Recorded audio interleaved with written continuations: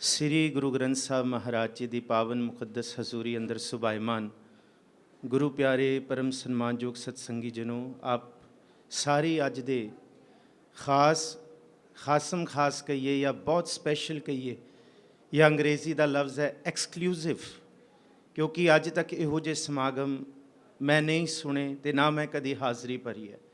ਸੋ ਇਹੋ ਜਿਹਾ ਪਹਿਲਾ ਸਮਾਗਮ ਜਿਹੜਾ ਐਕਸਕਲੂਸਿਵ ਹੈ, ਆਪ ਉਹਦੇ ਹਾਜ਼ਰੀਆਂ ਭਰ ਰਹੇ ਹੋ, ਸੱਚ ਹੈ ਮੇਲ ਮਿਲਾਏ। ਸੋ ਆਪ ਜਿੰਨੇ ਵੀ ਸਤਿਗੁਰੂ ਗੁਰੂ ਗ੍ਰੰਥ ਸਾਹਿਬ ਮਹਾਰਾਜ ਜੀ ਦੀ ਪਾਵਨ ਮੁਕੱਦਸ ਹਜ਼ੂਰੀ ਅੰਦਰ ਸੁਭਾਇਮਾਨ ਹੋ, ਬਹੁਤ ਮੌਜੂਦ ਹਸਤੀਆਂ, ਸਿੰਘ ਸਾਹਿਬ ਪ੍ਰੋਫੈਸਰ ਮਨਜੀਤ ਸਿੰਘ ਜੀ, ਹੋਰ ਗੁਰਮੁਖ ਪਿਆਰੇ ਭਾਈ ਸਾਹਿਬ ਭਾਈ ਹਰਪਾਲ ਸਿੰਘ ਜੀ, ਭੈਣ ਜੀ ਨਰਿੰਦਰ ਕੌਰ, ਹੋਰ ਜਿੰਨੇ ਗੁਰਮੁਖ ਪਿਆਰੇ ਆਪ ਮੌਜੂਦ ਹੋ, ਆਪ ਜੀ ਨੂੰ ਜੀਵਾਂ ਆਇਆਂ ਨੂੰ ਬਖਸ਼ੋ ਅਸੀਸ। ਜਿੱਥੋਂ ਇਹ ਵਿਚਾਰਾਂ ਛੱਡੀਆਂ ਨੇ, ਅੱਗੋਂ ਹੁਕਮ ਲਾਇਆ ਕਿ ਇਸੀ ਲੜੀ ਨੂੰ ਅੱਗੇ ਤੋਰਿਆ ਜਾਏ। ਸੋ ਕੋਈ ਵੀ ਰਸਨਾ ਵਾਂਝੀ ਨਾ ਰਹੇ, ਗੱਜ ਵੱਜ ਕੇ ਗੁਰੂ ਬਖਸ਼ੀ ਫਤਿਹ ਸਾਂਝੀ ਕਰੋ। ਆਖੋ ਜੀ ਵਾਹਿਗੁਰੂ ਜੀ ਕਾ ਖਾਲਸਾ, ਵਾਹਿਗੁਰੂ ਜੀ ਕੀ ਫਤਿਹ। ਸ੍ਰੀ ਗੁਰੂ ਗ੍ਰੰਥ ਸਾਹਿਬ ਮਹਾਰਾਜ ਜੀ ਦੀ ਬਾਣੀ ਇੱਕ ਓਂਕਾਰ ਤੋਂ ਲੈ ਕੇ ਤੇ ਸੰਪੂਰਨਤਾ ਤੱਕ ਕਿਤੇ ਵੀ ਤੋੜਨ ਦੀ ਗੱਲ ਨਹੀਂ ਕਰਦੀ। ਗੁਰੂ ਗ੍ਰੰਥ ਸਾਹਿਬ ਜੀ ਦੀ ਬਾਣੀ ਦੇ ਵਿੱਚ ਕਦੇ ਵੀ ਕਿਤੇ ਵੀ ਤੋੜਨ ਜਾਂ ਵਿਛੋੜਨ ਦੀ ਗੱਲ ਨਹੀਂ ਆਈ। ਹਾਂ, ਇਹ ਤਾਂ ਅਕਸਰ ਕਿਹਾ ਗਿਆ ਕਿ ਤੂੰ ਵਿਛੜਿਆ ਹੋਇਆ ਜੀਵ, ਤੂੰ ਪਾਰ ਬ੍ਰਹਮ ਪਰਮੇਸ਼ਵਰ ਨਾਲ ਕਦ ਮਿਲੇਗਾ। ਸਾਰੀ ਗੱਲ ਪਾਰ ਬ੍ਰਹਮ ਪਰਮੇਸ਼ਵਰ ਦੇ ਮਿਲਾਪ ਤੱਕ ਹੈ, ਔਰ ਇਹ ਮਿਲਾਪ ਕੋਈ ਪਹਾੜਾਂ ਦੀਆਂ ਕੰਦਰਾਂ 'ਤੇ ਜਾਂ ਪਰਿਵਾਰਾਂ ਨੂੰ ਛੱਡ ਕੇ ਜਾਂ ਗ੍ਰਸਤ ਦੀ ਜ਼ਿੰਮੇਵਾਰੀਆਂ ਨੂੰ ਛੱਡ ਕੇ ਭੱਜ ਕੇ ਨਹੀਂ ਹੈ। ਇਹ ਗ੍ਰਸਤ ਦੇ ਵਿੱਚ ਰਹਿ ਕੇ ਇਹਨਾਂ ਜ਼ਿੰਮੇਵਾਰੀਆਂ ਨੂੰ ਨਿਭਾਉਣਾ ਹੈ। ਜਿਸ ਤਰ੍ਹਾਂ ਸਰਦਾਰ ਹਰਪਾਲ ਸਿੰਘ ਜੀ ਬੜੇ ਸੋਹਣੇ ਸ਼ਾਰਟ ਲਫ਼ਜ਼ਾਂ ਦੇ ਵਿੱਚ ਸਮਰੀ ਦੇ ਰੂਪ ਦੇ ਵਿੱਚ ਆਪ ਸੰਗਤਾਂ ਦੇ ਮੁਖਾਤਬ ਹੋ ਕੇ ਗਏ ਨੇ ਕਿ ਅਸੀਂ ਗੁਰੂ ਘਰ ਦੀਆਂ ਹਾਜ਼ਰੀਆਂ ਤੋਂ ਬਾਅਦ ਕਿਹੜੇ ਪਾਸੇ ਪੈ ਜਾਂਦੇ ਹਾਂ, ਵਕੀਲਾਂ ਦੇ ਚੱਕਰਾਂ 'ਚ। ਇਹਦਾ ਕਾਰਨ ਕੀ ਹੈ? ਕੋਰਟ ਕਚਹਿਰੀਆਂ ਦਾ ਕਾਰਨ ਕੀ ਹੈ? ਇਹ ਸਾਡੇ ਮਨ ਦੇ ਅੰਦਰ ਤੋੜਨ ਵਾਲੀ ਬਿਰਤੀ ਦੇ ਖਿਆਲ, ਇਹ ਵਿਛੜਨ ਵਾਲੀ ਬਿਰਤੀ ਦੇ ਖਿਆਲ, ਇਹ ਕਿਉਂ ਆਏ ਨੇ? ਇਹ ਕਿਉਂ ਅੱਜ ਦਾ ਸਮਾਜ? ਅਸੀਂ ਕਹਿੰਦੇ ਹਾਂ ਨਹੀਂ, we are so called modernise, we are living in a so called modernise society. This is not a modern world, this is just a western word.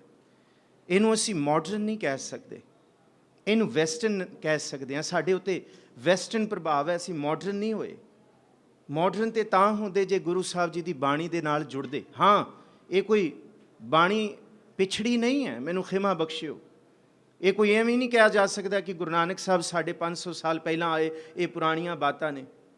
ਇਹ ਬਾਣੀ ਐਸੀ ਹੈ ਜਿਹੜੀ ਰਹਿੰਦੀ ਧਰਤੀ ਤੱਕ ਮਨੁੱਖ ਨੂੰ ਮਾਡਰਨ ਤੇ ਸਿਵਲਾਈਜ਼ਡ ਬਣਾਉਣ ਵਾਲੀ ਹੈ। ਇਸ ਧਰਤੀ 'ਤੇ ਐਸਾ ਕੋਈ ਗ੍ਰੰਥ ਨਹੀਂ ਹੈ ਜਿਹੜਾ ਮਨੁੱਖ ਨੂੰ ਪੂਰਨ ਰੂਪ ਦੇ ਵਿੱਚ ਸਿਵਲਾਈਜ਼ਡ ਹੋਣ ਦੀ ਪਰਿਭਾਸ਼ਾ ਦੇ ਸਕੇ। ਕੋਈ ਨਹੀਂ ਦੇ ਸਕਿਆ, ਸਭ ਨੇ ਅਧੂਰੀਆਂ ਪਰਿਭਾਸ਼ਾ ਦਿੱਤੀਆਂ। ਪਰ ਸੰਪੂਰਨ ਪਰਿਭਾਸ਼ਾ ਜਿਹੜੀ ਹੈ ਗ੍ਰਸਤ ਦੇ ਵਿੱਚ ਰਹਿੰਦੇ ਹਾਂ, ਉਹ ਸ੍ਰੀ ਗੁਰੂ ਗ੍ਰੰਥ ਸਾਹਿਬ ਜੀ ਦੀ ਬਾਣੀ ਵਿੱਚ ਹੈ। ਔਰ ਬੜਾ ਖੂਬਸੂਰਤ ਸਤਿਗੁਰੂ ਗੁਰੂ ਰਾਮਦਾਸ ਜੀ ਦਾ ਅਸੀਂ ਲਾਵਾਂ ਦਾ ਪਾਠ ਸੁਣਦੇ ਹਾਂ, ਪੜ੍ਹਦੇ ਹਾਂ। ਔਰ ਇਹ ਜ਼ਰੂਰੀ ਹੋਣਾ ਚਾਹੀਦਾ ਕਿ ਜਿੱਥੇ ਲਾਵਾਂ ਹੋ ਰਹੀਆਂ ਨੇ ਉੱਥੇ ਬੱਦਾ ਚੱਟੀ ਨਾ ਹੋਏ ਕਿ ਬਸ 5 ਮਿੰਟ ਦੇ ਵਿੱਚ ਲਾਵਾਂ ਪੜ੍ਹੋ ਅਤੇ ਅਸੀਂ ਆਪਣਾ ਕੰਮ ਕਰੀਏ, ਘਰਾਂ ਨੂੰ ਤੁਰੀਏ, ਲੇਟ ਹੋ ਰਹੇ ਹਾਂ। ਨਹੀਂ, ਬਲਕਿ ਇਹ ਮੈਂਡੇਟਰੀ ਹੋਏ ਹਰ ਗੁਰਦੁਆਰਾ ਸਾਹਿਬ ਦੇ ਵਿੱਚ, ਇਹ ਕੰਪਲਸਰੀ ਹੋਏ, ਇਹ ਸਿੱਖ ਰਹਿਤ ਮਰਿਆਦਾ ਦਾ ਅੰਗ ਬਣਨਾ ਚਾਹੀਦਾ ਕਿ ਜਿੱਥੇ ਬੱਚੇ ਬੱਚੀ ਦੀ ਲਾਵਾਂ ਹੋਈਆਂ ਨੇ, ਜਿੱਥੇ ਬੱਚੇ ਬੱਚੀਆਂ ਨੇ ਲਾਵਾਂ ਲਈਆਂ ਨੇ ਗੁਰੂ ਗ੍ਰੰਥ ਸਾਹਿਬ ਜੀ ਦੀ ਹਜ਼ੂਰੀ ਵਿੱਚ, ਉੱਥੇ ਲਾਵਾਂ ਦੀ ਪਰਿਭਾਸ਼ਾ ਅਤੇ ਕਥਾ ਵੀ ਹੋਣੀ ਚਾਹੀਦੀ। ਉੱਥੇ ਜੀਵਨ ਦੀ ਜਾਂਚ ਗੁਰੂ ਗ੍ਰੰਥ ਸਾਹਿਬ ਜੀ ਦੀ ਬਾਣੀ ਵਿੱਚ ਵੀ ਹੋਣੀ ਚਾਹੀਦੀ। ਤੁਸੀਂ ਪਹਿਲੀ ਲਾਫ ਪੜ੍ਹੋ ਗੁਰੂ ਰਾਮਦਾਸ ਜੀ ਦੀ, ਅਤੇ ਪਹਿਲੀ ਤੁਕ ਦੇ ਵਿੱਚ ਹੀ ਸਤਿਗੁਰੂ ਜੀ ਨੇ ਪੂਰਨ ਜ਼ਿੰਦਗੀ ਦਾ ਤੱਤ ਦੇ ਦਿੱਤਾ, ਇੱਕੋ ਤੁਕ ਵਿੱਚ। ਅੱਗੇ ਜਾਣ ਦੀ ਲੋੜ ਨਹੀਂ। ਪਹਿਲੀ ਲਾਭ ਪ੍ਰਵਿਰਤੀ ਕਰਮ ਹੈ, ਦੂਸਰੀ ਲਾਭ ਦੇ ਵਿੱਚ ਸਤਿਗੁਰ ਪੁਰਖ ਮਿਲਾਇਆ ਦੀ ਅਵਸਥਾ ਹੈ, ਤੀਸਰੀ ਲਾਭ ਦੇ ਵਿੱਚ ਵੈਰਾਗ ਹੈ, ਅਤੇ ਚੌਥੀ ਅਵਸਥਾ ਸਹਿਜ ਦੀ ਹੈ। ਸਹਿਜ ਤੋਂ ਬਿਨਾਂ ਕੋਈ ਜੀਵਨ ਦੀ ਕਾਰਜ ਸ਼੍ਰੇਣੀ ਜਾਂ ਕਾਰਜ ਰਾਸ ਨਹੀਂ ਆ ਸਕਦੇ। ਔਰ ਗ੍ਰਸਤ ਸਹਿਜ ਤੋਂ ਬਿਨਾਂ ਕਮਾਇਆ ਨਹੀਂ ਜਾ ਸਕਦਾ। ਸਿਖਰ ਹੈ ਸਹਿਜ। ਹਰ ਪਹਿਲੜੀ ਲਾਭ ਪ੍ਰਵਿਰਤੀ ਕਰਮ ਦ੍ਰਿੜਾਇਆ ਬਲਰਾਮ ਜੀਓ। ਦੁਨੀਆ ਦੇ ਧਰਮ ਗ੍ਰੰਥ ਕਹਿ ਰਹੇ ਨਿਰਵਿਰਤ ਹੋ ਜਾਓ, आओ पहाड़ां दी कंदरां विच चलीए, अपनी गृहस्थ नूं छड्डीए, अपने परिवारां नूं छड्डीए। ये पाप है, ये धोखा है, ये परेशानियां दी जड़ है। गुरु ग्रंथ साहब जी की बाणी कहती आओ निर्विरत नहीं, आओ प्रविरत होना सीखिए। आओ परिवारां विच रहना जीवना, परिवारां दी जुगत पहलां सीखिए। पार ब्रह्म परमेश्वर की तो इबादत बहुत बाद की गल है। प्रभु की प्राप्ति का सिखर ये तो अंतम सिख का एक जीवन का मंतव है। पर महाराज गुरु रामदास जी कहते आओ, जिन्हों गुरु नानक साहब जी का बचन आवो भैणे गल मिल है, अंक सहेलड़ियाँ मिल के करहें कहानियाँ समरत कंत कियाँ। साचे साहिब सब गुण अवगुण सब असां, ये समझिए कि असी अपनी हौमै विच, ये हौमै है साडा सब तो वड्डा कारण, रिश्तियां दा टुटना तिड़कना, ये सब तो वड्डी कुड़तन साडे आपसी इतफाक विच आउणी। इनू महाराज कहंदे हौमै है, ये है अवगुण सब असां करता सब को तेरा जोर। एक शब्द विचारिए ता तू जां तू ता क्या होर। ते उत्थे सतगुरु जी ने चाहे कोई पुरख है ते चाहे फिर कोई नार है, श्री गुरु ग्रंथ साहब जी दे विच सब नूं सतगुरु जी ने नार ते सुहागण आखे ही आख के ही सतगुरु जी ने समझाया है। ते ये आख्या कि इस जग में पुरख एक है, होर सगली नार सबाई। के जाए पुछो सुहागणी, जिन्हां ने अपनी जीवन जाच अपने जीवन जीवन की जुगत गुरु आशे अनुसार सीखी है, कदे उन्हां दी संगत विच बैठो, उन्हां नूं पुछो। साडे घर दे विच अज कुड़तन पैदा होंदी है, रिश्तियां दे विच थोड़ी जी तरेड़ आउंदी है। साडे मन च पहला ख्याल आउंदा है जी फलाणे दा भी डाइवोर्स होया सी, उन्हूं फोन करके पुछिए हुण की करना है। यही तो साडी कमी है ना। फलाणे नाल इवें होया सी, उन्हां दा छुट छुटा हो गया, असीं उन्हां नूं पुछिए की करना है। सतगुरु जी कहंदे किनू पुछना है, जिन्हां दिसंदड़ियां दुरमत वईए मित्र असाडड़े सही। उन्हां नाल गल करनी सी जिन्हां दे दीदार कीतियां दुरमत दा नाश हुंदा है, ते असीं दुरमत वाले पासे तुर पए। जाए पुछो सुहागणी, तुसी राविया किनी गुणी सहज। गुरमत दे विच गृहस्थ जीण दा सब तो पहला गुण सहज है। और जिथों मर्जी ताइयों चौथी लांव दा सिखर गुरु रामदास जी सहज तक लैके जा रहे हैं, क्योंकि सहज जीवन की प्राप्ति है, which we call in English the equipoise way of life, equilibrium way of life, where we get the satiatedness, where we get the satisfaction, happiness, the real contentment of life. पर उदी आरंभता किथों हो रही है? जाए पुछो सुहागणी, तुसी राविया किनी गुणी सहज संतोख शिंगारिया। ये है महाराज जी कहते कि जीवन जुगत वास्ते सहज चाहिए, संतोख चाहिए, ते सब तो उत्तम गुण है मिठा बोलनी। जिस दिन साडे संजोगां दे विच कुड़तन आ गई, उस दिन विजोग पैदा होने शुरू हो जाएंगे। पहली कड़ी है साडी जुबान। ते पार ब्रह्म परमेश्वर दे दर ते भी जद गुरु नानक साहब ने आख्या ना कि जे उहदे दर तक पहुंचना है ते किवें पहुंचिया जाए। दुनिया उस वाहिगुरू नूं प्यार करदी है, वो सानू प्यार करन लग जाए, ये किवें होए? और यही तो जीव इस्त्री चाहती है ना कि एक पार्टनर चाहता है कि मेरा पार्टनर मैनू प्यार करे, एक जीव इस्त्री चाहती है मेरा पति मैनू प्यार करे, पति चाहता मेरी पत्नी मैनू, मैं तो उन्होंने प्यार करदा पर वो मैनू प्यार करे। पर यह तो जप बाणी विच सतगुरु जी ने सिखा दिता। साहिब जी कहते ना, साचा साहिब साच नाए भाख्या भाओ अपार। पहली कड़ी है जीवन की, भाख्या भाओ अपार। भाख्या कहते पाशा बोली, जे ये प्रेम वाली नहीं फिर सब तू कटदा जाएगा, सब खत्म करता जाएगा। तो पार ब्रह्म परमेश्वर के दर ते भी भाख्या भाओ अपार। आखें मंगै दे दे दात करे दातार। फेर के अगे रखिए, की नहीं पढ़ना, फेर के अगे रखिए जे दिसै दरबार मोहों के बोलन बोलीए। बोलन का जिक्र किया, एक फिक्का ना गाला है। बाणी बार बार कहती है, नानक फिक्का बोलिया तन मन फिक्का होए। ਮੋਹ ਕੇ ਬੋਲਣ ਬੋਲੀਐ, ਜਿਤ ਸੁਣ ਧਰੇ ਪਿਆਰ। ਅਸੀਂ ਤੈਨੂੰ ਪਿਆਰ ਕਰਦੇ ਹਾਂ ਵਾਹਿਗੁਰੂ, ਪਰ ਇਹ ਸੁਣ ਕਿ ਤੂੰ ਸਾਨੂੰ ਪਿਆਰ ਕਰਨ ਲੱਗ ਜੇ, ਅਸੀਂ ਕੀ ਬੋਲੀਏ, ਕੀ ਬੋਲੀਏ। ਉਹ ਫਿਰ ਹੈ ਮਿੱਠ ਬੋਲੜਾ ਜੀ, ਹਰ ਸੱਜਣ ਸੁਆਮੀ ਮੋਰਾ। ਹਾਂ ਸੰਮਲ ਥੱਕੀ ਜੀ, ਉਹ ਕਦੇ ਨਾ ਬੋਲੇ ਕੋੜਾ। ਕੌੜਾ ਬੋਲਣਾ ਜਾਣਾ, ਪੂਰਨ ਭਗਵਾਨ ਹੈ। ਤੇ ਦੂਸਰਾ ਗੁਣ ਪਤਾ ਕੀ ਹੈ ਮਿੱਠਾ ਬੋਲਣ ਦੇ ਨਾਲ? ਅਵਗੁਣ ਕੋ ਨਾ ਚਿਤਾਰਦਾ। ਜਿਸ ਦਿਨ ਅਸੀਂ ਆਪਣੇ ਰਿਸ਼ਤਿਆਂ ਦੇ ਵਿੱਚ ਬਈ ਕੜੀ ਉਬਾਲਣ ਲੱਗ ਗਏ ਨਾ, ਅਵਗੁਣਾਂ ਨੂੰ ਫਰੋਲਣ ਲੱਗ ਗਏ, ਅੱਜ ਗੱਲ ਕੁਝ ਹੋਈ ਤੇ ਪਿਛਲੇ ਆਉਣ ਵਾਲੀਆਂ ਸਾਲਾਂ ਦੀ ਗੱਲਾਂ ਫਿਰ ਲੈ ਕੇ ਬਹਿ ਜਾਈਏ ਕਿ ਤੂੰ ਐਵੇਂ ਕੀਤਾ ਸੀ। ਮਹਾਰਾਜ ਕਹਿੰਦੇ ਕਦੀ ਨਹੀਂ ਵੱਸ ਸਕਦੇ, ਕਦੀ ਰਿਸ਼ਤਿਆਂ ਦੀ ਕੜੀ ਅਗਾਂਹ ਤੋਰੀ ਨਹੀਂ ਸਕਦੀ। ਜੇ ਸਾਨੂੰ ਪਿੱਛੇ ਸਾਡੇ ਅਵਗੁਣ ਖਿੱਚ ਰਹੇ ਨੇ ਤੇ ਫਿਰ ਅਸੀਂ ਗੁਣਾਂ ਵਾਲੇ ਪਾਸੇ ਕਿਵੇਂ ਤੁਰ ਸਕਦੇ ਹਾਂ? ਘਰੋਂ ਨਿਕਲੇ ਹਾਂ ਗੁਰਦੁਆਰਾ ਸਾਹਿਬ ਵੱਲ, ਔਰ ਇਹ ਜੁਗਤ ਹੈ, ਘਰੋਂ ਗੁਰਦੁਆਰਾ ਸਾਹਿਬ ਵੱਲ ਆਵਾਂਗੇ ਤੇ ਘਰ ਦੂਰ ਹੁੰਦਾ ਜਾਏਗਾ ਤੇ ਗੁਰੂ ਘਰ ਨੇੜੇ ਹੁੰਦਾ ਜਾਏਗਾ।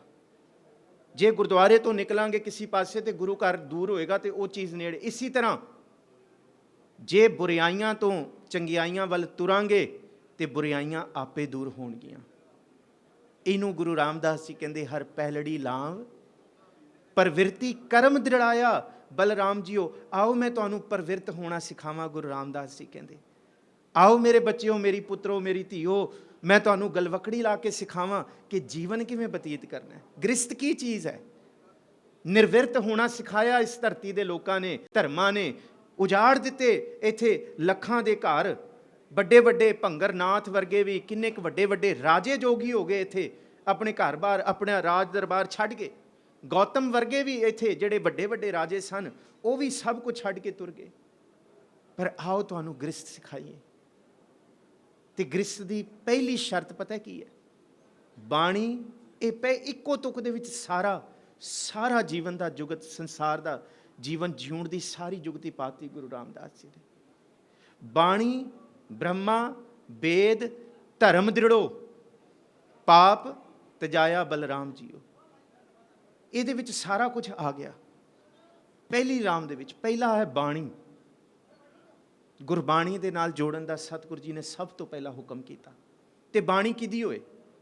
ਕਿਸੇ ਦੀ ਕੱਚੀ ਬਾਣੀ ਨਾ ਪੜ੍ਹ ਲਈ। ਗੁਰੂ ਅਮਰਦਾਸ ਜੀ ਨੇ ਕਿਹਾ ਨਾ ਕਿ ਸਤਿਗੁਰੂ ਬਿਨਾ ਹੋਰ ਕੱਚੀ ਹੈ ਬਾਣੀ। ਇਹ ਬ੍ਰਹਮਾ ਕੋਈ ਦੇਵਤਾ ਨਹੀਂ।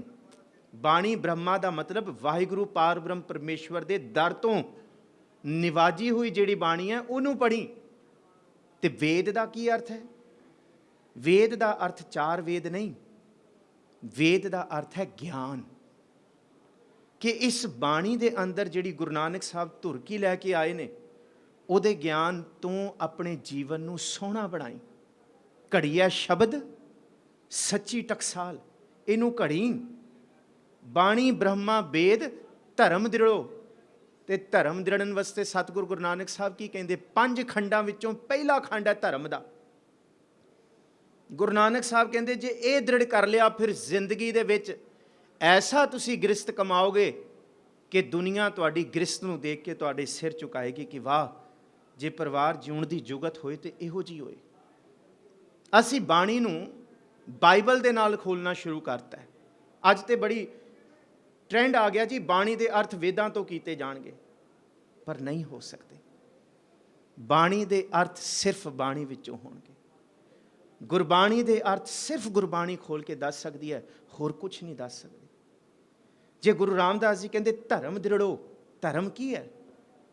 ਰਾਤੀ ਰੁੱਤੀ ਥਿਤੀ ਵਾਰ, ਪਵਨ ਪਾਣੀ ਅਗਨੀ ਪਾਤਾਲ, ਤਿਸ ਵਿੱਚ ਧਰਤੀ ਥਾਪ ਰੱਖੀ।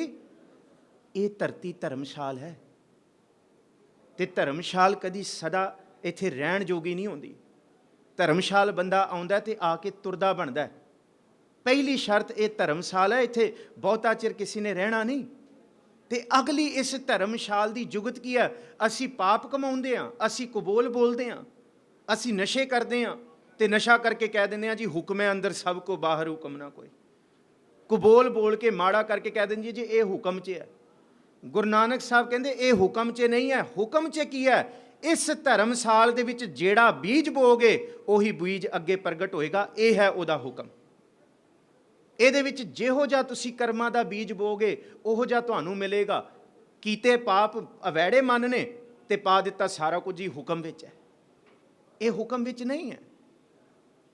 ਜਦ ਤੱਕ ਸਿੱਖ ਪੂਰਨ ਗੁਰੂ ਕੀ ਸਿੱਖਿਆ ਲੈ ਕੇ ਜੁਗਤ ਨਾਲ, ਯਤਨ ਨਾਲ ਆਪਣੇ ਜੀਵਨ ਨੂੰ ਘੜਨ ਦਾ ਇਹ ਨਜ਼ਰੀਆ ਗੁਰੂ ਤੋਂ ਨਹੀਂ ਸਿੱਖਦਾ, ਤਾਂ ਤੱਕ ਨਹੀਂ ਉਹ ਕਹਿ ਸਕਦਾ ਕਿ ਹੁਕਮ ਵਿੱਚ ਹੈ। ਹੁਕਮ ਦੀ ਅਵਸਥਾ ਤੇ ਸਿਖਰ ਦੀ ਹੈ। ਉਹ ਤੇ ਗੁਰੂ ਨਾਨਕ ਸਾਹਿਬ ਨੇ ਮਾਣੀ ਜਾ ਕੇ। ਅਸੀਂ ਨਿੱਕੀਆਂ ਮੋਟੀਆਂ ਗੱਲਾਂ 'ਚ ਪਹਿਲਾਂ ਸਮਝੀਏ ਤਾਂ ਸਹੀ, ਇਸ ਧਰਤੀ ਧਰਮਸਾਲ ਦਾ ਨੇਮ ਕੀ ਹੈ, ਹੁਕਮ 'ਚ ਕੀ ਹੈ। ਤਿਸ ਵਿੱਚ ਥਾਪ ਰੱਖੀ ਧਰਮਸਾਲ, ਤਿਸ ਵਿੱਚ ਜੀ ਜੁਗਤ ਕੇ ਰੰਗ, ਤਿਨਕੇ ਨਾਮ ਅਨੇਕ ਅਨੰਤ। ਜੀ ਜੁਗਤ ਕੇ ਰੰਗ, ਹਰ ਇੱਕ ਦਾ ਸੁਭਾਅ ਸਾਡੇ ਨਾਲ ਨਹੀਂ ਮਿਲ ਸਕਦਾ। ਅਸੀਂ ਚਾਹੁੰਦੇ ਹਾਂ ਸਾਰੇ ਸਾਡੇ ਵਰਗੇ ਹੋ ਜਾਣ, ਇਹ ਨਹੀਂ ਹੋ ਸਕਦਾ। ਗੁਰੂ ਨਾਨਕ ਸਾਹਿਬ ਕਹਿੰਦੇ ਪੰਜੋ ਉਂਗਲਾਂ ਬਰਾਬਰ ਨਹੀਂ, ਨਹੀਂ ਜੀ ਉਹ ਵੀ ਸਾਡੀ ਤਰ੍ਹਾਂ ਰਹੇ, ਉਹ ਵੀ ਸਾਡੀ ਤਰ੍ਹਾਂ ਰਹੇ, ਇਹ ਨਹੀਂ ਹੋ ਸਕਦਾ। ਤਿਸ ਵਿੱਚ ਜੀ ਜੁਗਤ ਕੇ ਰੰਗ ਆਖਿਆ, ਤਿਨਕੇ ਨਾਮ ਅਨੇਕ ਅਨੰਤ। ਸਿੱਧੀ ਗੱਲ ਹੈ, ਕਰਮੀ ਕਰਮੀ ਹੋਏ ਵਿਚਾਰ। ਸਾਡੇ ਕਰਮ ਮਾੜੇ ਨੇ, ਕੋਈ ਸਾਡੇ ਰਿਸ਼ਤਿਆਂ ਨੂੰ ਸਵਾਰ ਨਹੀਂ ਸਕਦਾ। ਸਾਡੇ ਰਿਸ਼ਤੇ ਸਾਡੇ ਕਰਮਾਂ ਤੇ ਤੁਰੇ ਹੋਏ ਨੇ, ਕਰਮਾਂ ਨਾਲ ਜੁੜੇ ਹੋਏ ਨੇ। ਤੇ ਗੁਰੂ ਗ੍ਰੰਥ ਸਾਹਿਬ ਜੀ ਦੀ ਬਾਣੀ ਜੇ ਇੱਕ ਸਿੱਖ ਜੀਵ ਇਸਤਰੀ ਨੂੰ ਉਪਦੇਸ਼ ਦਿੰਦੀ ਹੈ ਤੇ ਕੀ ਦਿੰਦੀ ਹੈ? ਮਹਾਰਾਜ ਜੀ ਕਹਿੰਦੇ ਸੁਹਬ ਤਾਂ ਸੁਹਾਗਣੀ। ਇਹ ਜੀਵ ਇਸਤਰੀਏ, ਜੇ ਤੂੰ ਸੱਚੀ ਤੂੰ ਪਾਰ ਬ੍ਰਹਮ ਪਰਮੇਸ਼ਵਰ ਦੇ ਦਰ ਤੇ ਕਬੂਲ ਹੋਣਾ ਹੈ ਨਾ, ਪਹਿਲਾਂ ਸੰਸਾਰ ਵਿੱਚ ਕਬੂਲ ਹੋ ਕੇ ਦਿਖਾ। ਨਿਰੰਕਾਰ ਦੇ ਦਰ ਤੇ ਤਾਂ ਕਬੂਲੀਅਤ ਹੈ ਜੇ ਕਰਮਾਂ ਨਾਲ ਸੰਸਾਰ 'ਚ ਤੇਰੀ ਕਬੂਲੀਅਤ ਹੈ। ਜੇ ਸੰਸਾਰ ਦੀ ਕਬੂਲੀਅਤ ਹੈ ਫਿਰ ਨਿਰੰਕਾਰ ਦੀ ਕਬੂਲੀਅਤ ਹੈ। ਤੇ ਜੇ ਨਿਰੰਕਾਰ ਦੇ ਦਰ ਤੇ ਤੂੰ ਕਬੂਲ ਹੋ ਗਈ, ਫਿਰ ਇੱਥੇ ਤੈਨੂੰ ਸਤਿਕਾਰ ਹੈ। ਫਿਰ ਰੇ ਦਰਗਹਿ ਕਹਿ ਨਾ ਕੋਈ। ਫਿਰ ਪੰਜ ਪ੍ਰਵਾਨ ਪੰਜ ਪ੍ਰਧਾਨ ਪੰਚੇ ਪਾਵੈ ਦਰਗਹਿ ਮਾਨ। ਮੈਂ ਉਹ ਬਾਣੀ ਦਾ ਜ਼ਿਆਦਾ ਜ਼ਿਕਰ ਕਰ ਰਿਹਾ ਜਿਹੜਾ ਅਸੀਂ ਰੋਜ਼ ਪੜ੍ਹਦੇ ਹਾਂ। ਜੀਵਨ ਦੀ ਜੁਗਤ ਇਹਨਾਂ ਬਾਣੀਆਂ ਵਿੱਚ ਲੁਕੀਆਂ ਹੋਈਆਂ ਨੇ। ਸਤਿਗੁਰ ਸੱਚੇ ਪਾਤਸ਼ਾਹ ਮਹਾਰਾਜ ਜੀ ਨੇ ਇੰਨਾ ਖੂਬਸੂਰਤ ਬਿਆਨ ਕੀਤਾ, ਕਰਮ ਚੰਗੇ ਨਹੀਂ ਹੈਗੇ, ਕਰਮ ਦੁਹਾਗਣ ਦੇ ਨੇ, ਤੇ ਬਣਨਾ ਤੂੰ ਸੁਹਾਗਣ ਚਾਹੁੰਦੀ ਹੈ। ਸੁਹਬ ਤਾਂ ਸੁਹਾਗਣੀ, ਜਾਂ ਮੰਨ ਲੈ ਸੱਚ ਨਾਉ। ਪਹਿਲਾਂ ਮੰਨ ਗੁਰੂ ਦੇ ਹੁਕਮ ਨੂੰ। ਸਤਿਗੁਰ ਆਪਣਾ ਮਨਾਏ ਲੈ, ਰੂਪ ਚੜੀ ਤਾਂ ਅਗਲਾ ਦੂਜਾ ਨਾ ਹੀ ਥਾਉ। ਕਦੀ ਗੁਰੂ ਨੂੰ ਮਨਾਉਣ ਦੀ ਜੁਗਤ ਮਨ ਦੇ ਵਿੱਚ ਆਈ ਹੈ? ਕਦੀ ਨਹੀਂ ਆਈ। ਸਤਿਗੁਰ ਆਪਣਾ ਮਨਾਏ ਲੈ, ਰੂਪ ਚੜੀ ਤਾਂ ਅਗਲਾ ਦੂਜਾ ਨਾ ਹੀ ਠਾਉ। ਐਸਾ ਸ਼ਿੰਗਾਰ ਬਨਾਏ ਰੀ, ਮੈਲਾ ਕਦੇ ਨਾ ਹੋਵਈ, ਐਨਿਸ ਲਾਗਾ ਭਾਓ। ਸਾਡਾ ਮਨ ਕਿੰਨਾ ਮੈਲਾ ਹੈ ਮਲੀਨਤਾ ਦੇ ਵਿੱਚ। ਉਹ ਐਵੇਂ ਕਰਦਾ, ਉਹ ਐਵੇਂ ਕਰ ਰਿਹਾ, ਉਹ ਐਵੇਂ ਕਰ ਰਿਹਾ, ਉਹ ਇਹ ਠੀਕ ਨਹੀਂ ਕਰਦਾ, ਉਹਦੇ ਵਿੱਚ ਇਹ ਕਮੀ ਹੈ, ਉਹਦੇ ਵਿੱਚ ਫਲਾਣੀ ਕਮੀ ਹੈ। ਸਾਰਾ ਦਿਨ ਇਹੀ। ਬਾਬਾ ਫਰੀਦ ਕਹਿੰਦੇ ਆ, ਫਰੀਦਾ ਜੇ ਤੂੰ ਅਕਲ ਲਤੀਫ, ਕਾਲੇ ਲਿਖ ਨਾ ਲੇਖ, ਆਪਨੜੇ ਗਰੀਬਾਨ ਮੈਂ ਸਿਰ ਨੀਵਾਂ ਕਰ ਦੇਖ। ਕਦੀ ਤੂੰ ਇਹ ਵੀ ਸਿੱਖਿਆ ਗੁਰੂ ਕੋਲੋਂ? ਮਨ ਤੇਰਾ ਮੈਲਾ ਹੈ, ਮਨ ਦੇ ਅੰਦਰ ਮੈਲ ਹੈ। ਮਹਾਰਾਜ ਕਹਿੰਦੇ ਮੈਲਾ ਕਦੇ ਨਾ ਹੋਵੇ ਤੇ ਤੂੰ ਮੈਲ ਲਈ ਫਿਰਦਾ। ਜਿਹਨੂੰ ਕਬੀਰ ਸਾਹਿਬ ਕਹਿੰਦੇ, ਕਬੀਰ ਸਭ ਤੇ ਹਮ ਬੁਰੇ। ਨਹੀਂ ਜੀ ਨਹੀਂ, ਉਹ ਬੁਰਾ, ਮੈਂ ਤੇ ਠੀਕ ਹਾਂ। ਇਵੇਂ ਰਿਸ਼ਤੇ ਨਹੀਂ ਜੁੜ ਸਕਦੇ। ਨਹੀਂ ਜੀ ਉਹੀ ਬੁਰਾ, ਮੇਰੇ ਤੇ ਅੰਦਰ ਕਮੀ ਨਹੀਂ ਕੋਈ। ਕਬੀਰ ਸਾਹਿਬ ਰਿਸ਼ਤਿਆਂ ਨੂੰ ਜੋੜਨ ਦੀ ਜੁਗਤ ਦੱਸਦੇ ਆ। ਕਬੀਰ ਸਭ ਤੇ ਹਮ ਬੁਰੇ, ਹਮ ਤਜ ਭਲੋ ਸਭ ਕੋਏ, ਜਿਨ ਐਸਾ ਕਰ ਬੂਝਿਆ ਮੀਤ ਹਮਾਰਾ ਸੋਏ। ਕਿੱਡੀ ਵੱਡੀ ਜੁਗਤ ਦਿੱਤੀ, ਕਿੱਡੀ ਸੋਹਣੀ ਜੁਗਤ ਦਿੱਤੀ ਗੁਰਬਾਣੀ ਨੇ। ਐਸਾ ਸ਼ਿੰਗਾਰ ਬਣਾਈ ਰੀ, ਮਹਿਲਾ ਕਦੇ ਨਾ ਹੋਵੇ। ਤੇ ਅੱਗੇ ਜ਼ਿਕਰ ਕੀਤਾ, ਨਾਨਕ ਸੁਹਾਗਣ ਕਾ ਕਿਆ ਚਿੰਨ੍ਹ ਹੈ। ਸੁਣੋ, ਅਸਲ ਸੁਹਾਗਣ ਜੀਵ ਇਸਤਰੀ ਕੌਣ ਹੈ? ਨਾਨਕ ਸੁਹਾਗਣ ਕਾ ਕਿਆ ਚਿੰਨ੍ਹ ਹੈ, ਅੰਦਰ ਸੱਚ ਮੁਖ ਉਜਲਾ, ਖਸਮੈ ਮਾਇ ਸਮਾਏ। ਕਿੱਡੀ ਕਮਾਲ ਦੀ ਗੱਲ ਹੈ। ਅੰਦਰ ਝੂਠ ਨਾ ਹੋਏ, ਕਰਮ ਸੱਚੇ ਹੋਣ। ਮੁਖ ਉਜਲਾ ਤਾਂ ਹੋਏਗਾ ਜੇ ਅੰਦਰ ਸੱਚ ਹੋਏਗਾ, ਅੰਦਰ ਪ੍ਰਭੂ ਦੀ ਬਾਤ ਹੋਏਗੀ। ਜੇ ਅੰਦਰ ਝੂਠ ਹੈ ਤੇ ਮੂੰਹ ਦੇ ਉੱਤੇ ਫਿਰ ਰੌਣਕ ਨਹੀਂ, ਫਿਰ ਚਿਹਰਾ ਬੁੱਝੜ ਜਾਏ, ਫਿਰ ਅੰਦਰ ਡਰ, ਅੰਦਰ ਦਾ ਡਰ ਚਿਹਰੇ ਤੇ ਪ੍ਰਗਟ ਹੋਏਗਾ। ਖਸਮੈ ਮਾਹੇ ਸਮਾਈ ਦਾ ਜਿਹੜਾ ਸੱਚ ਗੁਰੂ ਨਾਨਕ ਸਾਹਿਬ ਕਹਿੰਦੇ, ਉਹ ਸਾਡੇ ਮਨ 'ਚ ਕਿਵੇਂ ਆਏ? ਤੁਹਾਡੇ ਸਾਹਮਣੇ ਜ਼ਿਕਰ ਕੀਤਾ ਸਰਦਾਰ ਹਰਪਾਲ ਸਿੰਘ ਜੀ ਨੇ, ਧੰਨ ਗੁਰੂ ਰਾਮਦਾਸ ਮਹਾਰਾਜ ਜੀ। ਕਿਵੇਂ? ਗੁਰੂ ਅਮਰਦਾਸ ਜੀ ਨੇ ਕਿਹਾ ਕਿ ਇਹਦੇ ਵਰਗਾ ਤੇ ਇਹੀ ਹੈ। ਕੱਲਾ ਗੁਰੂ ਰਾਮਦਾਸ ਮਹਾਰਾਜ ਜੀ ਦਾ ਸੱਚ ਨਹੀਂ। ਜਦ ਸਤਿਗੁਰੂ ਗੁਰੂ ਹਰਗੋਬਿੰਦ ਸਾਹਿਬ ਜੀ ਨੇ ਬੀਬੀ ਵੀਰੋ ਦਾ ਕਾਰਜ ਕੀਤਾ, ਤੇ ਬੀਬੀ ਵੀਰੋ ਡੋਲੀ ਚੜਨ ਲੱਗੀ ਹੈ ਤੇ ਧੰਨ ਗੁਰੂ ਹਰਗੋਬਿੰਦ ਸਾਹਿਬ ਮਹਾਰਾਜ ਕਹਿੰਦੇ, ਵੇ ਮੇਰੀ ਧੀਏ, ਸੁਣ ਮੈਂ ਤੈਨੂੰ ਇੱਕ ਜੁਗਤ ਦੱਸਾਂ। ਬੜੀ ਕਮਾਲ ਦੀ ਜੁਗਤ ਦੱਸੀ। ਸੁਣ ਬੀਬੀ, ਮੈਂ ਤੁਝੇ ਸੁਣਾऊं, ਪਤ ਕੀ ਮਹਿਮਾ ਕਹਿ ਬਿਦ ਗਾऊं। ਮੈਂ ਕਿੱਥੇ ਤੱਕ ਦੱਸਾਂ ਕਿ ਜਿਹਦੀ ਤੂੰ ਹੁਣ ਹੋਣ ਜਾ ਰਹੀ ਹੈ, ਹੁਣ ਇਸ ਤੋਂ ਬਾਅਦ ਤੇਰੇ ਲਈ ਹੋਰ ਕੁਛ ਨਹੀਂ ਹੈ। ਜਿਹਨੂੰ ਬਾਣੀ ਕਹਿੰਦੀ, ਢੂੰਡੇ ਦੀਏ ਸੁਹਾਗ ਕੂ ਤੋ ਤਨ ਕਾਈ ਕੋਰ, ਜਿਨਾ ਨਾਉ ਸੁਹਾਗਣੀ ਤਿਨਾ ਝਾਕ ਨਾ ਹੋਰ। ਸੁਣ ਬੀਬੀ, ਮੈਂ ਤੁਝੇ ਸੁਣਾऊं, पत की महिमा कह बिद गाऊं, पत सेवक की सेवा सफली, पत बिन और करै सब निफली। महाराज जी कहते, वे मेरी धीए, जिदे नाल तेरा साक होया, जिदे नाल तू अज विआही गई है, अज तो बाद सारा कुछ तेरा उही है। यह है एक सुहागण जीव इस्त्री का उपदेश। ते कल्ला ये उपदेश अपने पति लिए नहीं, अगे भी क्या कि गुर जन की इज्जत तुम करनी, कि तू अपने घर जाएंगी, जब तू अपने सौरे घर वसेंगी, सास सेवा रिद नित मह धरनी। जिथे तू गुरु जना नू चेते रखना, वड्डियां दा सत्कार करना, उथों सब तो पहला सत्कार अपनी सस दा करना। गुरु हरगोबिंद साहब ने कहा कि गुर जन की तू सेवा करनी, सास सेवा है निज मह धरनी। ते अगला जड़ा जीवन का जुगत दिता ना सतगुरु गुरु हरगोबिंद साहब ने, प्राता उठकर मजन करियो। अज असी किथे सुते रहने हैं सारा दिन, अज असी गुरु तो किन्ने क मुनकर हो गए। प्राता कल नित मजन करो, गुरबाणी को मुखते रहियो, कि जिस घर विच तू वस रही है, उस घर दे विच गुरु ग्रंथ साहब जी की बाणी का पहरा जरूर होना चाहिए। तेरी जुबान तो सवेरे उठते सार गुरु ग्रंथ साहब जी का शब्द होना चाहिए। पर अज साडे मुख ते की है, एक स्वान दोए स्वानी नाल, भलके भौंकै सदा बेआल। गुरु नानक साहब महाराज। अज साडे मुख ते ईरखा निंदा चुगली द्वैश, यही सारा कुछ चल रहा है। ये अवगुण भर गया। पर गुरबाणी एडी वड्डी जुगत है, एक सिख नूं गुरु तक बना सकती है। जे अमृत वेले घर विच आई हुई नूं राणी बाणी पढ़े, ते एक आम नूं भी निगरे नूं भी गुरु सिख तो गुरु बना सकती है।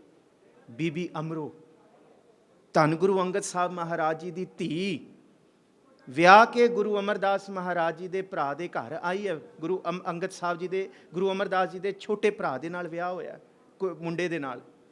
गुरु अमरदास जी की भतीज नूं है, ते सवेरे सवेरे गुरबाणी पढ़ती है, रिड़कदी हुई दही नूं, कि भया मनूर कंचन फिर होवै, जे गुर मिलै तिनेहा, एक नाम अमृत ओह देवै, तो नानक तृष्ट सदेहा। एक बाणी दी तुक बीबी अमरों ने पढ़ी है, बाबा अमरदास नूं गुरु अमरदास के रस्ते ते पा दिता। एक शब्द दी तुक। क्यों नहीं घर वसणगे? क्यों नहीं असी इस रीत नूं अपनाइए? अच्छा, अज नौजवान पीढ़ी की प्रॉब्लम की है? क्योंकि 9 साल मेरा टीचिंग एक्सपीरियंस रहा universities they which. I have been gone through 3 or 4 universities, being assistant professor in Central University Kashmir and Guru Nanak Dev University Amritsar। 5 साल तो उत्थे मैं लगातार पढ़ाया। 250 300 बच्चा मेरे को दूसरे डिपार्टमेंट का हुंदा सी, गुरु नानक स्टडीज़ नूं पढ़ना हुंदा सी। कहंदे सानू नहीं पता कि गुरु नानक साहब की सिक्ख्यावां की ने, असी तो सदा ही ये सोचिया कि बाणी औखी बड़ी है, असी तो कभी पढ़ ही नहीं सके, सानू समझ नहीं। पर तुसी जद बोलते हो सर, सानू लगता कि जीवन की जुगत है, ये जीवन जीवन का तरीका है, ये सहज है, ये संतोख है, ये सबर है। साडे मन नूं इउं लगदा कि सारे दिन दे अके होए जद असी तुहाडी 45 मिनट की क्लास लैण आउंदे हां, ते साडा सारा थकेवा दूर हो जाता है। साडे अंदर एक नवी रौनक आ जाती है। असी हुण घर जाके सोना नहीं चाहुंदे, असी कुछ उसारू करना चाहुंदे हां, असी कुछ अपने मन नूं होर चेतन करना चाहुंदे हां। ये गुरु शब्द की कला है। अज सबर नहीं है साडे अंदर। ते गुरु पातशाह जी का सब तो वड्डा सिद्धांत पता की है? खिमा। कबीर साहब भी कहते, जहां ज्ञान तह धर्म है, ਜਿੱਥੇ ਗਿਆਨ ਹੈ ਉੱਥੇ ਧਰਮ ਹੋਏਗਾ। ਜਹਾਂ ਝੂਠ ਤਹ ਪਾਪ, ਜਿਸ ਘਰ ਵਿੱਚ ਰਿਸ਼ਤਿਆਂ ਵਿੱਚ ਝੂਠ ਆ ਗਿਆ ਉੱਥੇ ਪਾਪ ਵਰਤ ਜਾਏਗਾ। ਜਹਾਂ ਲੋਭ ਤਹ ਕਾਲ ਹੈ, ਜਹਾਂ ਖਿਮਾ ਤਹ ਆਪ। ਖਿਮਾ ਸਭ ਤੋਂ ਵੱਡਾ ਗੁਣ ਹੈ। ਖਿਮਾ ਸਭ ਤੋਂ ਖੂਬਸੂਰਤ ਗੁਣ ਹੈ ਗੁਰਮਤਿ ਦਾ। ਔਰ ਇਹਨੂੰ ਸਤਿਗੁਰੂ ਜੀ ਕਹਿੰਦੇ ਹੈ, ਅੰਨ ਤਿਆਗਣ ਦੇ ਵਰਤ ਗੁਰਮਤਿ ਦੇ ਵਿੱਚ ਕਦੀ ਵੀ ਨਹੀਂ ਹੈਗੇ। ਜੇ ਵਰਤ ਰੱਖਣਾ ਤੇ ਖਿਮਾ ਦਾ ਰੱਖੋ। ਜੇ ਵਰਤ ਰੱਖਣਾ ਹੈ ਤੇ ਖਿਮਾ ਦਾ ਵਰਤ ਆਪਣੇ ਅੰਦਰ ਰੱਖੋ। ਖਿਮਾ ਗਹੀ ਬ੍ਰਤ ਸੀਲ ਸੰਤੋਖੰ, ਇਹ ਬ੍ਰਤ ਨੇ। ਖਿਮਾ ਨੂੰ ਪਕੜ ਕੇ ਰੱਖੋ ਆਪਣੇ ਜੀਵਨ ਦੇ ਵਿੱਚ। ਜਿੱਥੇ ਨਾ ਪਵੋ, ਸਹਿਜ ਤੋਂ ਬਿਨਾਂ ਰਿਸ਼ਤੇ ਨਹੀਂ ਹੁੰਦੇ। ਬਹੁਤ ਕੋੜੇ ਘੁੱਟ ਭਰਨੇ ਪੈਂਦੇ ਆ। ਧੰਨ ਗੁਰੂ ਤੇਗ ਬਹਾਦਰ ਸਾਹਿਬ ਜੀ ਦੇ ਨਾਲ ਮਾਤ ਗੁਜਰੀ ਨੇ ਕਿੰਨਾ ਕੁ ਸਬਰ ਕਮਾਇਆ। ਉਸ ਸਬਰ ਨੂੰ ਕਦੀ ਅਸੀਂ ਆਪਣੇ ਜੀਵਨ ਵਿੱਚ, ਅੱਛਾ ਮਾਤ ਨਾਨਕੀ ਜੀ ਨੇ, ਗੁਰੂ ਤੇਗ ਬਹਾਦਰ ਸਾਹਿਬ ਦੇ ਮਾਤਾ ਜੀ ਨੇ ਕਿੰਨਾ ਸਬਰ ਕਮਾਇਆ। ਇਹ ਅੱਜ ਸਾਡੇ ਜੀਵਨ ਵਿੱਚੋਂ ਮਨਫੀ ਹੋ ਗਏ ਨੇ। ਗੁਰੂ ਕੀ ਸਿੱਖਿਆਵਾਂ ਮਨਫੀ ਹੋ ਗਈਆਂ ਨੇ। ਖਿਮਾ ਸਾਡੇ ਅੰਦਰੋਂ ਖਤਮ ਹੋ ਗਈ ਹੈ। ਖਿਮਾ ਗਈ। ਗੁਰੂ ਸਤਿਗੁਰੂ ਗੁਰੂ ਨਾਨਕ ਸਾਹਿਬ ਮਹਾਰਾਜ ਕਹਿੰਦੇ ਕਿ ਜੇ ਤੇਰੇ ਅੰਦਰ ਸਬਰ ਨਹੀਂ ਹੈ, ਤੂੰ ਪਾਰ ਬ੍ਰਹਮ ਪਰਮੇਸ਼ਵਰ ਨੂੰ ਮਿਲਣ ਦੀ ਗੱਲ ਤੇ ਛੱਡ, ਤੂੰ ਗੁਰਮੁਖ ਬਣਨ ਦੀ, ਬ੍ਰਹਮ ਗਿਆਨੀ ਬਣਨ ਦੀ ਗੱਲ ਤੇ ਛੱਡ, ਤੂੰ ਇੱਕ ਸੁਹਿਰਦ ਪਤੀ, ਇੱਕ ਸੁਹਿਰਦ ਭਰਾ, ਇੱਕ ਸੁਹਿਰਦ ਪਤਨੀ, ਇੱਕ ਭੈਣ ਨਹੀਂ ਬਣ ਸਕਦੀ। ਬਾਕੀ ਗੱਲਾਂ ਛੱਡੋ। ਇਹ ਬੜੀ ਕਮਾਲ ਦੀ, ਇਹ ਬੜੀ ਕਮਾਲ ਦੀ। ਸਿਦਕ ਸਬੂਰੀ ਸਾਧਕਾਂ, ਜੇ ਇਸ ਮਾਰਗ ਤੇ ਤੁਰਨਾ ਹੈ, ਆਹ ਗੁਣ ਹੋਣੇ ਚਾਹੀਦੇ ਹਰ ਇੱਕ ਰਿਸ਼ਤਿਆਂ ਦੇ ਵਿੱਚ। ਔਰ ਗੱਲ ਕੀਤੀ ਸੀ ਸਰਦਾਰ ਹਰਪਾਲ ਸਿੰਘ ਨੇ ਕਿ ਅੱਜ ਬੱਧਾ ਚੱਟੀ ਹੈ, ਫੇਮ ਹੈ, ਦਿਖਾਵਾ ਹੈ। ਔਰ ਉਸ ਦਿਖਾਵੇ ਵਿੱਚ ਔਰ ਉਸ ਝੂਠੇ ਪ੍ਰਪੰਚ ਦੇ ਵਿੱਚ ਅਸੀਂ ਧੋਖਾ ਖਾ ਜਾਂਦੇ ਹਾਂ। ਬਾਅਦ 'ਚ ਸਾਨੂੰ ਲੱਗਦਾ ਇਹ ਕੀ ਹੋਇਆ, ਦਿਖਦਾ ਤੇ ਕੁਛ ਹੋਰ ਸੀ। ਕਿਉਂਕਿ ਕਸਵੱਟੀ ਸਾਡੇ ਕੋਲ ਨਹੀਂ ਹੈ ਨਾ ਬਾਣੀ ਦੀ। ਬਾਣੀ ਦੀ ਕਸਵੱਟੀ ਹੋਏ ਤੇ ਕਿਵੇਂ ਕੋਈ ਗਲਤ ਰਿਸ਼ਤਾ ਨਿਬੜ ਸਕਦਾ ਹੈ। ਬਾਣੀ ਦੀ ਕਸਵੱਟੀ ਤੋਂ ਬਿਨਾਂ ਰਿਸ਼ਤੇ ਜੋੜ ਰਹੇ ਹਾਂ, ਉਹ ਰਿਸ਼ਤੇ ਕਿਵੇਂ ਸੱਚੇ ਹੋ ਸਕਦੇ ਨੇ। ਜਿਹਦੀ ਮਿਆਰ, ਜਿਹਦੀ ਨੀਂਹ ਕੱਚੀ ਹੈ, ਉਹਦੀ ਮਿਆਰ ਕਿੱਥੋਂ ਹੋਏਗੀ। ਸਿਦਕ ਸਬੂਰੀ ਸਾਧਕਾਂ, ਸਬਰ ਤੋਸਾਂ ਮਲਾਇਕਾਂ। ਆ ਤੈਨੂੰ ਦੇਵਤਾ ਬਣਾਉਣਾ ਸਿਖਾਵਾਂ ਮੈਂ। ਗ੍ਰਸਤ ਦੇ ਵਿੱਚ ਤੂੰ ਦੇਵਤਾ ਬਣੇਗਾ। ਮਲਾਇਕਾਂ ਦਾ ਮਤਲਬ ਦੇਵਤੇ। ਕਿ ਅੱਜ ਲੋਕੀ ਘਰਾਂ ਰਿਸ਼ਤੇਦਾਰਾਂ ਦੇ ਵਿੱਚ ਨਹੀਂ ਸਤਿਕਾਰ ਕਰਦੇ। ਸਾਡਾ ਜੀਵਨ ਕਰਮ ਮਾੜੇ ਨੇ। ਪੁੱਤਰ ਪਿਤਾ ਦਾ ਸਤਿਕਾਰ ਨਹੀਂ ਕਰਦਾ, ਪਤਨੀ ਪਤੀ ਦਾ ਸਤਿਕਾਰ ਕਰਕੇ ਰਾਜੀ ਨਹੀਂ ਹੈ, ਪਤੀ ਪਤਨੀ ਵੱਲ ਵੇਖਣ ਨੂੰ ਰਾਜੀ ਨਹੀਂ ਹੈ। ਬੰਦਾ ਅੱਕਿਆ ਹੋਇਆ ਗੁਰੂ ਘਰ ਆਉਂਦਾ ਤੇ ਸਾਰਾ ਕੁਝ ਕੱਢ ਦਿੰਦਾ। ਫਿਰ ਉੱਥੇ ਆ ਕੇ ਜੀ ਇਹ ਠੀਕ ਕਰੋ, ਇਹ ਠੀਕ ਕਰੋ। ਜਿਹਨੂੰ ਘਰ ਕੋਈ ਨਹੀਂ ਪੁੱਛਦਾ ਉਹ ਹੋਰ ਪਾਸੇ ਰੋਬ ਝਾੜੀ ਫਿਰ। ਮਹਾਰਾਜ ਕਹਿੰਦੇ ਪਹਿਲਾਂ ਮਲਾਇਕਾਂ ਦੇਵਤਾ ਆਪਣੇ ਘਰ ਵਿੱਚ ਬਣ ਕੇ ਦਿਖਾ। ਪਹਿਲੇ ਆਪਣੇ ਕਰਮਾਂ ਨੂੰ ਸੁਹਿਰਦ ਕਰਕੇ ਦਿਖਾ। ਆਪਣੀ ਜ਼ਿੰਮੇਵਾਰੀਆਂ ਦੇ ਉੱਤੇ ਮੁੰਦਾ ਸੰਤੋਖ, ਸ਼ਰਮ ਪੱਤ ਝੋਲੀ। ਸ਼ਰਮ, ਤੇਰੀ ਜੀਵਨ ਮਸ਼ੱਕਤ ਵਾਲਾ ਹੋਣਾ ਚਾਹੀਦਾ। ਜਿਨੀ ਨਾਮ ਤੇ ਆਇਆ ਗਏ ਮਸ਼ੱਕਤ ਘਾਲ। ਨਿਤ ਤੈਨੂੰ ਚੰਗੇ ਕਰਮ ਕਰਕੇ ਪਹਿਲਾਂ ਆਪਣੇ ਪਰਿਵਾਰ ਨੂੰ ਸੁੱਚੇ ਪ੍ਰੇਮ ਤੇ ਆਪਣੇ ਕਰਮਾਂ ਨਾਲ ਜਿੱਤਣਾ ਹੈ। ਜੇ ਤੂੰ ਉਹਨਾਂ ਨੂੰ ਨਹੀਂ ਜਿੱਤਿਆ ਫਿਰ ਕਰਤਾਰ ਨੂੰ ਕਿਵੇਂ ਜਿੱਤੇਗਾ। ਤੂੰ ਕਿਹੜੇ ਪਾਸੇ ਤੁਰ ਪਿਆ। ਇਹਨੂੰ ਹੀ ਬਾਬਾ ਫਰੀਦ ਸਾਹਿਬ ਕਹਿੰਦੇ, ਫਰੀਦਾ ਕੰਨ ਮੁਸੱਲਾ ਸੂਫ ਗਲ, ਦਿਲ ਕਾਤੀ ਗੁੜਵਾਤ, ਬਾਹਰ ਦਿਸੈ ਚਾਨਣਾ, ਦਿਲ ਹਨਿਆਰੀ ਰਾਤ। ਅੰਦਰ ਹਨੇਰਾ ਲਈ ਫਿਰਦਾ ਕਲੇਸ਼ਾਂ ਦਾ, ਤਪਿਆ ਫਿਰਦਾ, ਬਾਹਰ ਝੂਠਾ ਦਿਖਾਵਾ। ਸਤਿਗੁਰੂ ਜੀ ਕਹਿੰਦੇ ਆ ਗ੍ਰਸਤ ਸੁਹਿਰਦ ਹੋ ਜਾਏ, ਇਸ ਤੋਂ ਵੱਡੀ ਭਗਤੀ ਨਹੀਂ ਹੈ ਜੀਵਨ ਦੇ ਵਿੱਚ। ਇਸ ਤੋਂ ਵੱਡਾ ਆਨੰਦ ਨਹੀਂ ਹੈ ਜੇ ਗ੍ਰਸਤ ਸੁਹਿਰਦ ਹੋ ਜਾਏ। ਤੇ ਸੁਹਿਰਦ ਹੋਣ ਦੇ 3 ਗੁਣ ਦੱਸੇ ਨੇ। ਕਵਣ ਸੋ ਅੱਖਰ, ਕੀ ਬੋਲਾਂ ਮੈਂ। ਪਹਿਲੀ ਗੱਲ ਬੋਲਣ ਦੀ ਕੀਤੀ ਹੈ ਨਾ। ਕੌੜਾ ਬੋਲ ਦਿੱਤਾ, ਰਿਸ਼ਤਿਆਂ ਦੀ ਪਹਿਲੀ ਗੰਢ ਲੱਗ ਗਈ। ਰਿਸ਼ਤੇ ਫਿੱਕੇ ਪੈਣੇ ਸ਼ੁਰੂ ਹੋ ਗਏ। ਮਹਾਰਾਜ ਕਹਿੰਦੇ ਜਿੰਨਾ ਮਰਜੀ ਕੁਫਰ ਹੋ ਜਾਏ, ਪਰ ਗੁਰੂ ਕੇ ਸਿੱਖਾ ਤੂੰ ਆਪਣੀ ਜ਼ੁਬਾਨ ਤੇ ਲਗਾਮ ਰੱਖੀ। ਤੂੰ ਕੁੜੱਤਣ ਵਾਲੇ ਪਾਸੇ ਨਾ ਜਾਈ। ਪਹਿਲੀ ਗੱਲ, ਪਹਿਲੀ ਸ਼ਰਤ ਹੈ। ਇੱਥੋਂ ਗੱਲ ਵਿਗੜਨੀ ਸ਼ੁਰੂ ਹੋ ਜਾਏਗੀ ਜੇ ਤੂੰ ਆਪਣੇ ਅੰਦਰ ਦੇ ਸਬਰ ਨੂੰ ਤੋੜਤਾ ਨਾ। ਕਿਉਂਕਿ ਸਿਦਕ ਸਬੂਰੀ ਸਾਧਕਾਂ, ਸਬਰ ਤੋਸਾਂ ਮਲਾਇਕਾਂ, ਦੀਦਾਰ ਪੂਰੇ ਪਾਇਸਾਂ, ਥਾਉ ਨਾ ਹੀ ਖਾਇਕਾਂ। ਖਾਇਕ ਦਾ ਮਤਲਬ ਪਤਾ ਕੀ ਹੁੰਦਾ? ਮੂਰਖ।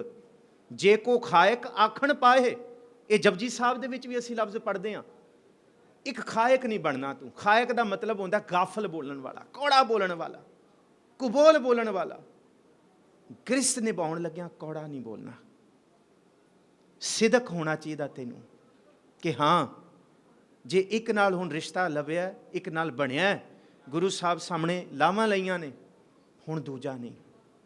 ਸਬੂਰੀ, ਇਹ ਸਬੂਰੀ ਲਫ਼ਜ਼ ਬਹੁਤ ਬਹੁਤ ਮਹਿੰਗਾ ਹੈ। ਜਦ ਸਬਰ ਦਾ ਸਿਖਰ ਹੋ ਜਾਂਦਾ ਨਾ, ਉਹਨੂੰ ਸਬੂਰੀ ਆਖਿਆ ਗਿਆ। ਸਿਦਕ ਸਬੂਰੀ ਸਾਧਕਾਂ, ਸਬਰ ਤੋਸਾ ਮਲਾਇਕਾਂ। ਤੇਰੇ ਅੰਦਰ ਤੋਸਾ ਖਜ਼ਾਨਾ, ਸਾਡੇ ਘਰ ਵਿੱਚ 4 ਪੈਸੇ ਹੁੰਦੇ ਆ ਤੇ ਦੁੱਖਾਂ ਸੁੱਖਾਂ ਵਿੱਚ ਕੰਮ ਆਉਂਦੇ ਆ। ਮਹਾਰਾਜ ਕਹਿੰਦੇ ਇਸ ਤਰ੍ਹਾਂ ਤੂੰ ਆਪਣੇ ਅੰਦਰ ਬੰਦਗੀ ਨੂੰ ਇਕੱਠਾ ਕਰ। ਤੂੰ ਗ੍ਰਸਤ ਦੇ ਵਿੱਚ ਆ, ਗ੍ਰਸਤ ਵਿੱਚ ਔਕੜਾਂ ਆਉਣਗੀਆਂ ਹੀ ਆਉਣਗੀਆਂ। ਕੋਈ ਗ੍ਰਸਤ, life is not a full bed of roses. ਕੋਈ ਗ੍ਰਸਤ ਤੇਰੇ ਲਈ ਫੁੱਲਾਂ ਦੀ ਬਣੀ ਹੋਈ ਸੇਜ ਨਹੀਂ ਹੋਏਗੀ, ਨਹੀਂ ਹੋ ਸਕਦੀ। ਗ੍ਰਸਤ ਦਾ ਮਤਲਬ ਹੀ ਹੈ ਕੌੜੇ ਮਿੱਠੇ ਅਨੁਭਵ। ਸੁਖੀ ਉਹ ਹੈ ਜਿਹੜਾ ਮੁਰਦਾ ਹੈ। ਜਿਉਂਦੇ ਨੂੰ ਤਾਂ ਕਦੀ ਕੋਈ ਇਹ ਕਹਿ ਹੀ ਨਹੀਂ ਸਕਦਾ ਮੈਂ ਬਿਲਕੁਲ ਹਾਂ। ਦੁੱਖ ਆਉਣਗੇ, ਨਾਨਕ ਬੋਲਣ ਝਖਣਾ, ਦੁੱਖ ਛੱਡ ਮੰਗੀ ਹੈ ਸੁਖ। ਇਹ ਹੋ ਹੀ ਨਹੀਂ ਸਕਦਾ। ਦੁੱਖ ਸੁੱਖ ਦੋਏ ਦਰ ਕੱਪੜੇ ਪਹਿਰੇ ਜਾਏ ਮਨੁੱਖ। ਇਹ ਮਨੁੱਖ ਦੀ ਜੀਵਨ ਜੁਗਤ ਹੈ, ਇਹਨੂੰ ਕਬੂਲ ਕਰਨਾ ਪਏਗਾ। ਪਰ ਫਿੱਕਾ ਨਹੀਂ ਬੋਲਣਾ, ਖਾਇਕ ਨਹੀਂ ਬਣਨਾ। ਪਹਿਲਾ ਗੁਣ ਹੈ ਸਿਦਕ ਸਬੂਰੀ ਸਾਧਕਾਂ, ਸਬਰ ਤੋਸਾਂ। ਤੇਰੇ ਅੰਦਰ ਸਬਰ ਦਾ ਖਜ਼ਾਨਾ ਹੋਏ। ਅਗਲਾ ਬੰਦਾ ਜਿੰਨਾ ਮਰਜ਼ੀ ਵਾਲ ਆ ਲੇ ਆਪਣੀ, ਤੈਨੂੰ ਐਰੋਗੈਂਟ ਕਰਨ ਦੀ, ਤੈਨੂੰ ਪ੍ਰੋਵੋਕ ਕਰਨ ਦੀ, ਪਰ ਤੇਰੇ ਅੰਦਰ ਸਬਰ ਦਾ ਖਜ਼ਾਨਾ ਹੋਏ। ਤੈਨੂੰ ਕੋਈ ਪ੍ਰੋਵੋਕ ਨਾ ਕਰ ਸਕੇ। ਤੂੰ ਇਹ ਨਾ ਕਹੇ ਕਿ ਤੂੰ ਮਜਬੂਰ ਕੀਤਾ। ਇਹ ਤੇ ਕਦੀ ਗੁਰੂ ਸਾਹਿਬ ਨੇ ਕਿਹਾ ਹੀ ਨਹੀਂ ਕਿ ਕਿਸੇ ਨੂੰ ਕਸੂਰ ਦੇਣਾ। ਤੇਰੇ ਅੰਦਰ ਸਬਰ ਦਾ ਖਜ਼ਾਨਾ ਲੱਗਿਆ ਹੋਏ ਕਿ ਤੇਰੇ ਸਬਰ ਅੱਗੇ ਅਗਲਾ ਵੀ ਝੁਕ ਜਾਏ। ਸਭ ਤੋਂ ਪਹਿਲਾਂ ਰਿਸ਼ਤਾ ਨਿਭਾਉਣ ਦੀ ਜੁਗਤ ਹੈ ਮਿੱਠਾ ਬੋਲਣਾ। ਦੂਸਰਾ ਸਬਰ ਦਾ ਖਜ਼ਾਨਾ। ਸਿਦਕ ਸਬੂਰੀ ਸਾਧਕਾਂ, ਸਬਰ ਤੋਸਾ ਮਲਾਇਕਾਂ। ਤੂੰ ਦੇਵਤਾ ਕਹਾਏਗਾ ਜੇ ਤੇਰੇ ਅੰਦਰ ਸਬਰ ਟਿਕ ਗਿਆ। ਦੀਦਾਰ ਪੂਰੇ ਪਾਇਸਾਂ, ਥਾਉ ਨਾ ਹੀ ਖਾਇਕਾਂ। ਇਸ ਮਾਰਗ ਤੇ ਖਾਇਕਾਂ ਦਾ ਮਤਲਬ ਕੌੜਾ ਬੋਲਣ ਵਾਲੇ ਦਾ ਕੋਈ ਨਹੀਂ ਚੱਲ, ਕੋਈ ਰਸਤਾ ਹੀ ਨਹੀਂ ਹੈ। ਉਹ ਨਿਭ ਨਹੀਂ ਸਕਦਾ। ਉਹ ਰੱਬ ਦੇ ਦਰਬਾਨ ਔਰਤ ਇੱਥੇ ਤੇ ਚੂਨੇ ਦੀਆਂ, ਗਾਰੇ ਦੀਆਂ, ਸੀਮੈਂਟ ਦੀਆਂ ਇਮਾਰਤਾਂ ਢਹਿੰਦੀਆਂ ਵੇਖੀਆਂ, ਤੂੰ ਕੀ ਇਹ ਮਿੱਟੀ ਦੇ ਸਰੀਰ ਦਾ ਅਹੰਕਾਰ ਕਰਦੀ ਹੈ? ਇਹ ਸਤਿਕਾਰ ਹੈ ਇੱਕ ਔਰਤ ਦਾ, ਇਹ ਗੁਣ ਹੈ। ਇਹ ਪਹਿਲਾ ਗੁਣ ਹੈ ਜਿਹਨੂੰ ਸਾਹਿਬ ਜੀ ਦੀ ਬਾਣੀ ਕਹਿੰਦੀ ਕਿ ਕਵਣ ਸੋ ਅੱਖਰ ਕਵਣ ਗੁਣ, ਕਵਣ ਸੋ ਮਣੀਆਂ ਮੰਤ, ਕਵਣ ਸੋ ਵੇਸੋ ਹਉ ਕਰੀ, ਜਿਤ ਵਸ ਆਵੈ ਕੰਤ। ਮੇਰਾ ਪਤੀ ਮੇਰੇ ਵਸ ਆ ਜੇ, ਇਹ ਵਾਹਿਗੁਰੂ ਵਸਤੇ ਹੈ। ਪਰ ਜੀਵਨ ਦੇ ਵਿੱਚ ਸਾਰੀ ਜੁਗਤ ਹੈ। ਬਾਣੀ ਦਾ ਬੜਾ ਪਸਾਰ ਹੈ। ਪਹਿਲਾ ਗੁਣ ਨਿਵਨ ਸੋ ਅੱਖਰ।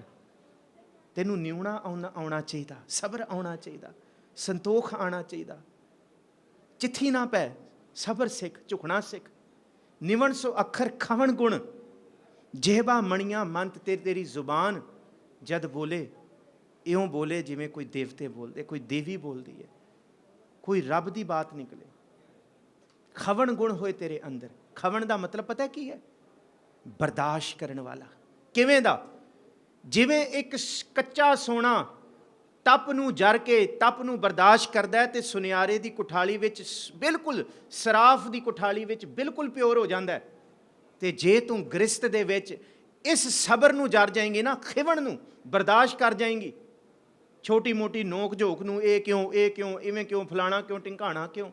ਮੈਂ ਇੱਕ ਦਿਨ ਇਹ ਕਥਾ ਕੀਤੀ ਨੂੰਹਾਂ ਬਾਰੇ, ਤੇ ਮੈਨੂੰ ਇੱਕ ਭੈਣ ਜੀ ਆ ਕੇ ਕਹਿੰਦੇ ਕੋਈ ਸੱਸਾਂ ਬਾਰੇ ਵੀ ਕਿਹਾ ਹੋਇਆ ਤੇ ਉਹ ਵੀ ਸੁਣਾ ਦਿਓ। ਇਹ ਗੱਲ ਸਮਝਣੀ ਚਾਹੀਦੀ ਸਾਨੂੰ ਜੀਵਨ ਦੀ ਜੁਗਤ ਵਿੱਚ। ਇਹ ਸਭ ਦੇ ਲਈ ਬਰਾਬਰ ਹੈ। ਇਹ ਹੈ, ਇਹ ਸਾਰਿਆਂ ਲਈ ਹੈ ਕਿ ਨਿਵਣ ਸੋ ਅੱਖਰ ਖਵਣ ਗੁਣ। ਬਰਦਾਸ਼ਤ ਦਾ ਗੁਣ ਨਹੀਂ ਹੈ ਸਾਡੇ ਵਿੱਚ ਅੱਜ। ਨੌਜਵਾਨੀ ਵਿੱਚ ਤੇ ਬਿਲਕੁਲ ਖਤਮ ਹੋ ਗਿਆ। ਕਿੰਨਾ ਕੁ ਹੋਣਾ ਚਾਹੀਦਾ? ਬਾਬਾ ਬੰਦਾ ਸਿੰਘ ਬਹਾਦਰ ਦੇ ਮੂੰਹ ਦੇ ਵਿੱਚ ਉਹਦੇ ਪੁੱਤਰ ਅਜੈ ਸਿੰਘ ਦਾ ਦਿਲ ਕੱਢ ਕੇ ਪਾਤਾ। ਕਿੱਡਾ ਕੁ ਬਰਦਾਸ਼ਤ ਦਾ ਗੁਣ ਹੈ। ਨਿਵਣ ਸੋ ਅੱਖਰ ਖਵਣ ਗੁਣ, ਜਿਹਵਾ ਮਣੀਆਂ ਮੰਤ। ਇਹ ਤ੍ਰੈ ਭੈਣੇ ਵੇਸ ਕਰ, ਤਾਂ ਵਸ ਆਵੀ ਕੰਤ। ਤਾਂ ਕੰਤ ਵਸ ਆਏਗਾ, ਤਾਂ ਜੀਵਨ ਦੀ ਜੁਗਤ ਵਸ ਆਏਗੀ। ਸਮਾਂ ਸਮਾਪਤੀ ਵਾਲਾ ਹੈ। ਸਤਿਗੁਰ ਬਖਸ਼ਿਸ਼ ਕਰਨ, ਕਿਉਂਕਿ ਵਿਸ਼ਾ ਬਹੁਤ ਮਹਿੰਗਾ ਹੈ, ਬਹੁਤ ਅਸੀਮ ਹੈ। ਇਹਨੂੰ ਜੀਵਿਆ ਜਾ ਸਕਦਾ ਹੈ। ਬਸ ਇਹਨੂੰ ਬੈਠ ਕੇ ਗੁਰੂ ਦੀ ਸੰਗਤ, ਗੁਰੂ ਦੀ ਭਗਤੀ, ਔਰ ਇਹੀ ਕੁਝ ਬੰਦਿਆਂ ਵਾਸਤੇ ਵੀ ਸਤਿਗੁਰੂ ਜੀ ਨੇ ਆਖਿਆ ਕਿ ਕੱਲਾ ਔਰਤਾਂ ਨੂੰ ਨਹੀਂ, ਕਿਆ ਗਲਾਇਓ ਪੂਛ ਪਰ ਵੇਲ ਨਾ ਜੋ ਹੈ ਕੰਤ ਤੂੰ। ਇੱਕ ਪਤੀ ਨੂੰ ਵੀ ਆਖਿਆ ਕਿ ਜੇ ਤੂੰ ਵਿਆਹਿਆ ਗਿਆ ਤੇ ਹੁਣ ਇੱਕ ਔਰਤ ਤੋਂ ਬਿਨਾਂ, ਆਪਣੀ ਪਤਨੀ ਤੋਂ ਬਿਨਾਂ ਕਿਸੇ ਹੋਰ ਪਾਸੇ ਨਾ ਵੇਖ, ਕਿਸੇ ਹੋਰ ਪਾਸੇ ਨਾ ਜਾ।